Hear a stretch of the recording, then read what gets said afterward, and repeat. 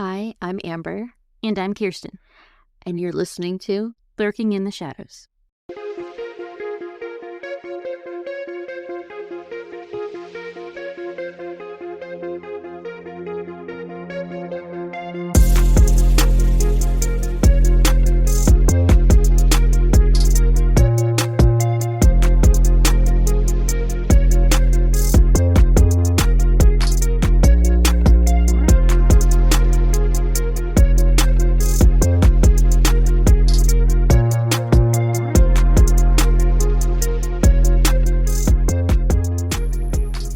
Hello, everyone. Hi. Hello, Shadows. That's right, our little shadow.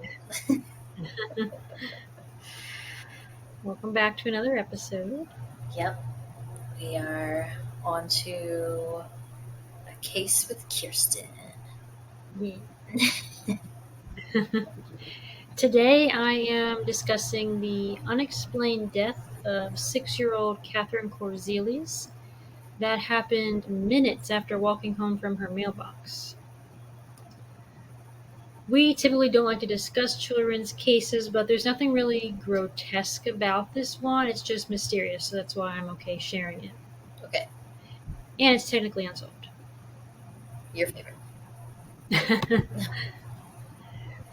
So Katherine Erin Korzilius was born on October 15th, 1989 to Paul and Nancy Korzilius. She had an older brother named Chris, who was 9 years old at the time of Katherine's death. Her dad, Paul, was a tour manager for John Bon Jovi, the Okay. Bon Jovi. Oh my god. Katherine was going to be a first grader at Valley View Elementary School in Austin, Texas, and took ballet lessons as well as swimming and soccer lessons. She loved to draw and build homes for bugs. Her family lived in the 800 block of the upscale gated community called Elder Circle in Austin, Texas. Elder Circle was a quiet and safe street consisting of grand homes and manicured lawns. Street names were chiseled on large stones sitting on top of brick pillars. Oh, fancy. Yeah. Wish. Bullshit. Katherine would often play with other kids in the neighborhood, described her as a kind and generous little girl. The 90s playing with your friends outside. What a Right? time. I know. It was the best. It was. On August 7th, 1996, Katherine, Nancy, and Chris were out running errands. They went to a math tutor, Subway for lunch, and then stopped to buy Paul some golf clubs because it was his birthday. Oh, let's be real here. Subway still slapped back in the 90s. They don't now. Yeah, I couldn't tell you the last time I ate Subway. Yeah, me either. Literally, it's probably been like 10 years. Mine probably hasn't been that long enough. He was sadly away in New York on a business trip at this time. Around 4 p.m., they arrived back at their cul-de-sac and stopped at the communal mailbox, which is at the entrance to their road. So their mailboxes aren't outside of their houses. They're all together in one larger box, like in my parents' neighborhood, if you remember. Okay, yeah. Katherine got out to grab the mail, handed it to her mom, then asked if she could walk the rest of the way home. She was at an age where she started wanting some independence and had walked from the mailbox many times before. This was their routine. From where the mailbox is, there's two ways you can get back to their house. If you're watching on YouTube, I'll post pictures, and I'm also going to screen share a video clip here in a moment. Otherwise, you'll see the pictures on Instagram, so follow us there. So let me screen share this clip. Nancy and Chris drove home in the direction the car was already facing. Katherine went in the opposite direction, the shorter way home. The Korzilius family lives here on Elder Circle. The community mailboxes are located here. Nancy and Chris drove home in this direction. Katherine apparently followed this route. Both of my Katherine always walked the shorter way back home, which was only 4 houses away. And I don't know if it's because Nancy was already like facing the other way, but Nancy drove the long way home instead of turning around and following her daughter on the shorter route. I think it was just because her car was facing that way. That's what it still seems kind of weird to me, but yeah, I'm assuming that's why they went that way. Yeah. I don't know. I mean, I know Catherine's done this many times before, but you'd think you'd still want to like watch her. Yeah, but she's driving in a car. She probably even thought, like, I'll beat her home. Yeah, I You don't know, like, I'll watch her walk to the house halfway anyway because I'm going to beat her there. Mm-hmm. Nancy and Chris arrive at the house and start unloading the car. A few minutes go by, but Catherine still hasn't arrived home. Nancy tells Chris to go outside and look for her, but he returns crying, saying he can't find her. At 4:15, Nancy and Chris get back in the car and drive over to the next door neighbor's house. Now, I looked this neighborhood up on Google Maps, and the houses are pretty close together, so I'm not sure why they drove over to the neighbor's house, but Nancy knocks on their door, and a young boy answers but says he hasn't seen Catherine. Nancy continued to drive down Elder Circle and came across Catherine laying motionless in the road. According to Nancy, Catherine was unconscious but still breathing. Instead of calling 911, she picks her up and drives her to the hospital. She's quoted saying, "I could tell that she was unconscious, but she was breathing. I knew it was too hot to leave her on the pavement. I know that it's never a good idea to move somebody if you don't know what their injuries are, but I just couldn't leave her there. And I think having driven her to the emergency room before, knowing the way very well, I felt confident that I was able to drive that drive." And I don't know if you caught that where she's saying she drove her to the ER before. At the time, Catherine currently had a broken left thumb and a splint on her left hand. Oh. I couldn't find anything in my research saying how she broke her thumb. So I'm not sure if it was just a fall, what happened. Yeah. At the hospital, it was discovered that Catherine sustained a skull fracture and sadly never regained consciousness. She was on a ventilator but was brain dead. Oh my God. Yeah. I didn't see that coming. Yeah, right? They arrived home at 4:15 they find her. This all happens in 15 minutes. Jesus. Paul arranged for a charter aircraft so he could go directly home, but sadly, Catherine was pronounced dead at 11:30 p.m., and he didn't arrive until an hour later at 12:30 a.m. Oh, that's sad. It is, so she died an hour before he got there. Hmm. It was assumed her death was caused by a hit and run, but the autopsy didn't seem to reveal that and only left more questions. Okay. Was there blood? Was there... No? No. Okay. I'll give you my theories at the end. I'm working on it. Also, a driver still would have been able to see Catherine from about 1/10 of a mile away, giving them plenty of time to stop before hitting her, unless they just weren't paying attention to the road. She headed home on the shorter route, but was found less than 10 minutes later on the opposite side of the circle, half a mile away. Oh, so she wasn't even in the same path. No, she ended up on past their house, where she was found laying in the road. What the fuck? Yeah.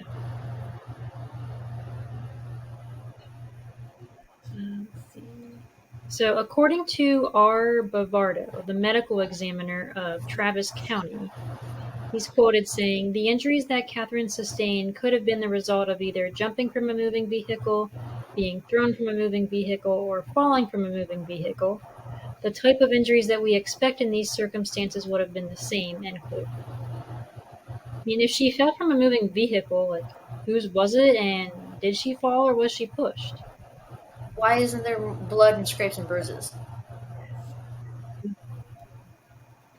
So she does have when they do the autopsy, she does have I just saw in a picture it was just a drawing of some marks that it looks like she might have had, but nothing crazy.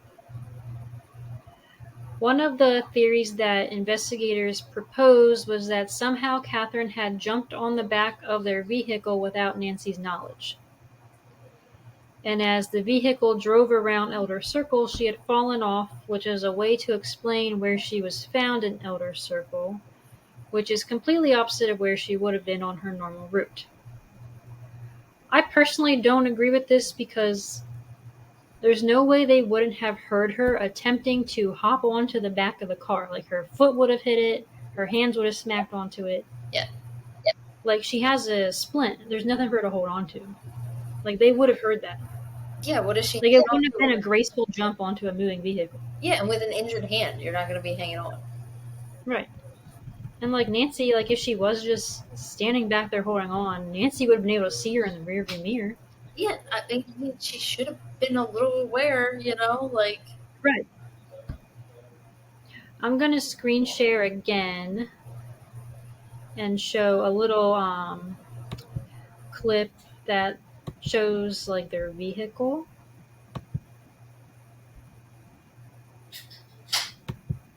The Korziliuses hired their own private investigator, Barbara O'Brien. She has difficulty with a police scenario. Now, the problem with that is it's a hot August day. This whole car would have been very, very hot. There's only one place to hold on to all the way up here. And the door is the only other place down here to hold on to, and it opens when you get a hold of it. She also had a broken left thumb, and she had a splint on her thumb. So it would have been extremely difficult for her to get a hold on anything. And her mother would have seen her in the rearview mirror. Exactly. There's no way. She didn't... That's not even a realm of possibility of, like, her jumping on... Not even just her mother's car, the back of any car. She's not doing that. Right. Like, and you would have heard that. There would have been a thud. Yeah. Like, they... Doesn't make sense. No, that one doesn't make sense to me. The Korzilius family believes that Katherine was abducted and murdered, and, like in the video said, they hired their own PI, Barbara O'Brien. There was a vacant lot that Katherine would have walked past on the shorter route home. Barbara is quoted saying, "A few days after Katherine's death, the investigators did bring in the canine unit and the search the area. They did pick up her scent over in this vacant lot, which would indicate that she was coming in this direction from the mailbox, taking the most direct route home. The scent was lost, however, which tells us that this may have been the point where she was abducted or the injury took place, but she was then later moved where she was found by her mother." So I think that's like a good or a decent indicator that she did walk on the shorter route home. Yeah. But all this happened in only a 15-minute time span that it seems kind of unlikely to me that she would have been all murdered, abducted, and moved all within 15 minutes. I mean, but truth is often stranger than fiction, so I don't know. Maybe that is what happened. I'm really leaning towards the, you know, somebody snatched her in the car and then, like, she was pushed out of the car, she jumped out of the car or something. Yeah, that's possible too. Like, the only reason why I'm leaning more towards that is because of the location where she was found. Mm-hmm. I think she could have been walking past that vacant lot, somebody in there snatched her up, started driving, and then whatever happens in the car and pushes her out while they're leaving the neighborhood, you know, and that's why the mother never sees anything. The car never repasses the mother or anything like that. Also then explains the injury. Because I'll admit to you, at first when you told me the injury, and this was before you had mentioned how far of a distance she was found, my brain first went to like, oh, maybe she was just, you know, being a silly kid and did like a, you know, like a backflip or, you know, just doing something stupid, asphalt, and cracked her head, you know, because, you know, TBIs freaking happen. They can happen in a blink of an eye without you even thinking about it, you know. So that's why I was thinking, that was actually the first thing that popped in my head. Is like, oh no, this poor little girl must have been like, but then for her to be a half mile down past the other way, that's why, how else would she get there? How the hell else would she get there other than a vehicle? Right. Unless, like, she saw something and, like, walked past her house to go look at it, but then it doesn't explain her injury. Yeah. That's the thing. And also, like, if she somehow did get on the back of her mom's car without them knowing, they would have been driving pretty slow. I feel like her injury is awful severe for like a slow moving vehicle falling off of. But Yeah, her head would have had to like directly hit the pavement. I don't think her being on her mother's vehicle is a possibility at all. I think some random predator got her. But also, it's just like it's a quiet neighborhood. Like, talk about wrong place, wrong time. Like on this roof, she's 4 houses away from her house. Yeah. It's crazy. That's sad. How quick that can happen. Mm-hmm. The neighbors that were interviewed reported they didn't see or hear anything unusual that day, and there were no skid marks or anything abnormal nearby to show that like someone tried to get away quickly. Oh, and also I want to point out these people were filthy, stupid rich in that neighborhood. Okay, Mm-hmm. does not save you from violence, baby. Okay, like Yeah, it doesn't. it does not. And Nancy says in the clip, the Unsolved Mysteries episode, that when she found Katherine, her hair was smoothed, her clothes were straight, and her toes were pointed straight. What? So it doesn't look like there was a struggle unless someone like staged the scene. So let me play part of that clip. She looked like she'd been laid out there for me to find. Her hair was smoothed down. Her shirt was straight. Her shorts were straight. Her toes were pointed straight. Her sandals were on. I know someone moved her, and I know someone laid her there for me to find. So that's a little strange, how she was found. Yeah, and her shoes being on. If she jumped from a car, you would think her shoes would have flown off. Right, or if there was some sort of a struggle. Yeah. She's trying to get away. That is weird. No, I just feel like her injury does not match the scene. No, that doesn't.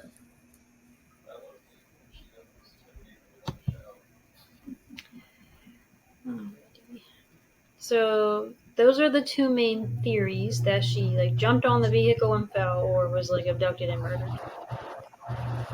But like we said, like falling off the vehicle doesn't make sense if Nancy is telling the truth about how she found Katherine.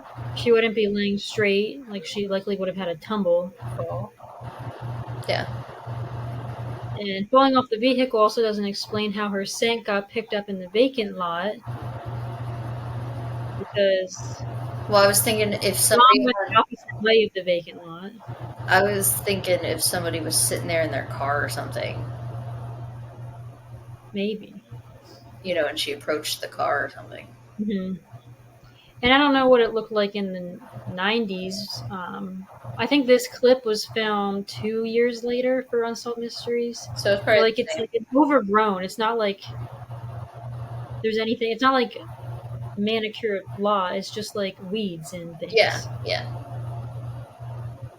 So I don't know.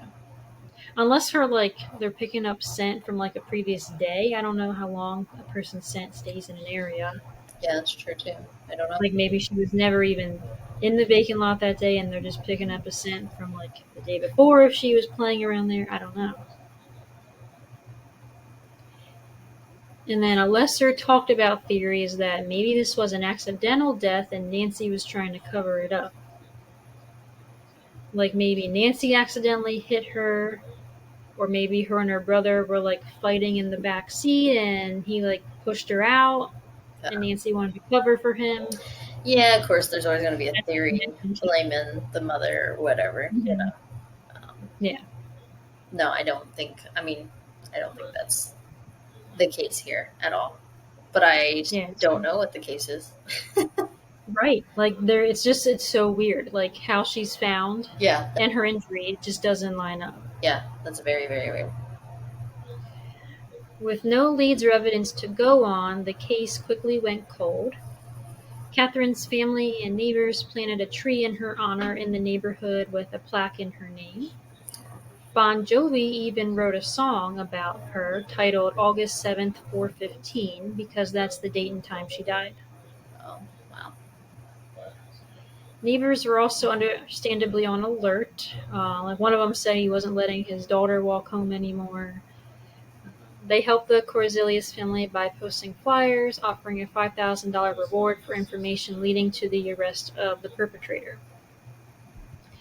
Nancy and Paul eventually get a divorce, so I don't know. I wonder if he places any blame on her for Catherine's death. I don't really know the details of it. Yeah, I mean, losing a child's hard, so. Yeah. And another tragic thing about this story is Catherine's brother Chris, when he was older, he later became a senior deputy for the Travis County Sheriff's Office, but he was killed in a car accident on March 18th, 2020 at the age of only 32. Oh, that's so sad.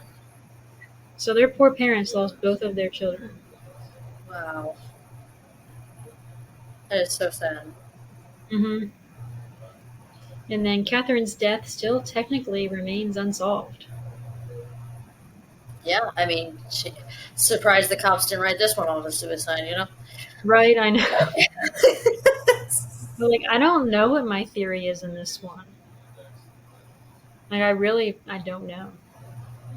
I think, my only theory I have is I think a random stranger murdered her. How do you think they did it, though?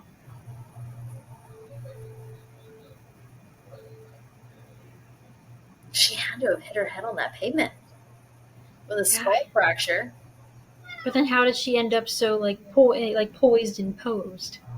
With her shoes straight, her feet straight? I don't know. She didn't fall that way and hit her head that way. You know what I mean? Yeah. No, there's no, I mean, unless he posed her afterwards, but, there's not a single theory I can sit here that checks all the boxes of how she was found and everything without, it's just crazy how much was executed in such a little bit of time. Right. There was only 15 minutes. Yeah, and she had to have been moved, murdered, placed. There was obviously in 15 minutes without being seen by anybody. Not being seen by anybody, and that also includes the time of her she had to start walking. You know, she obviously right. Yeah. And somebody who knows if she even went straight home. Yeah, that's an unsolved, man. That's a true mystery. Yeah, that's a true mystery right there. True whodunit. Yeah, and we got nothing. Yeah, no. There's no evidence, no suspects. I read in one article that Nancy was a suspect at one time, but I don't think she still is. Yeah, of course. Well, so let us know in comments what your theories are. Yeah, what's your theories? I would love to hear them. I don't have a single clue. Yeah, mine's pretty subpar, really. So yeah. So yeah, some of what I think happened matches, but then it also doesn't explain other things. It doesn't. Yeah, you're right. I feel like there's no one theory that everything lines up with. Nope. Other than murder and staging, Yeah. Crazy. Yeah. Well, make a shadow and follow us on Facebook, Instagram, and YouTube at Lurking in the Shadows Podcast. Check us out on TikTok at Lurking in the Shadows Pod. Any questions, concerns, or case suggestions, send us an email at lurkingintheshadowspodcast@gmail.com. And keep looking around for our next episode.